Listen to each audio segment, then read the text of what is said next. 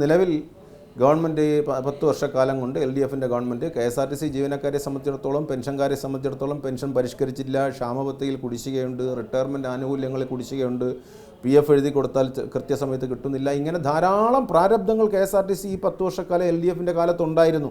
അതിനെയൊന്നും മാറ്റിവെച്ചുകൊണ്ടോ വസ്തുതകളെ തമസ്കരിച്ചുകൊണ്ടോ അല്ല പറയുന്നത്. പക്ഷേ എങ്കിൽ പോലും ശമ്പളം അത് കഴിഞ്ഞ കുറേ കാലമായി മുടങ്ങാതെ കൃത്യമായി 1-ാം തീയതിക്കും 5-ാം തീയതിക്കും ഇടയ്ക്ക് KSRTCക്കാരുടെ കയ്യിൽ കിട്ടുകയും 10-ാം തീയതിക്കകത്ത് പരിഷ്കരിക്കാത്തതായാൽ പോലും പെൻഷൻ കിട്ടുകയും ചെയ്യുന്നൊരു സാഹചര്യം ഇന്നുണ്ട്.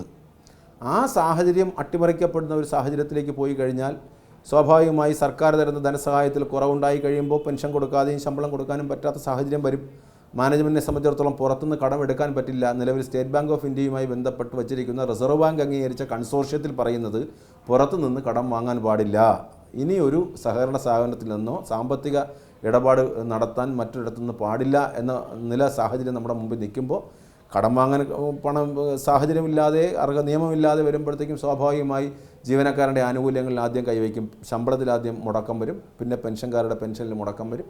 അപ്പോൾ ഇതെല്ലാം നമ്മുടെ മുമ്പിലേക്ക് വരുമ്പോൾ സ്വാഭാവികമായ ഒരു ട്രേഡ് യൂണിയൻ എന്ന നിലയിൽ ഞങ്ങളെ സംബന്ധിച്ചിടത്തോളം അത് ഞങ്ങൾ ഏറ്റവും ആശങ്കയോടുകൂടി നോക്കിക്കാണുന്ന ഒരു സാഹചര്യമാണ്. അത് ഉണ്ടാകാതെ നോക്കുക എന്നുള്ളത് അതിനുവേണ്ടി ഞങ്ങളെല്ലാവരും പ്രാർത്ഥിക്കാം. പക്ഷേ അത് ഉണ്ടാകുന്നൊരു സാഹചര്യം വന്നാൽ സമരമല്ലാതെ മറ്റ് നമ്മുടെ മുമ്പിൽ വഴിയില്ല. ഇപ്പോൾ അതിനെക്കുറിച്ചൊന്നും ഇപ്പോൾ ആലോചിക്കേണ്ട ഒരു സാഹചര്യമാകാത്തത് കൊണ്ട് അങ്ങനെ ഒരു കാര്യത്തെക്കുറിച്ച് നമ്മുടെ അജണ്ടയിൽ വന്നിട്ടില്ല.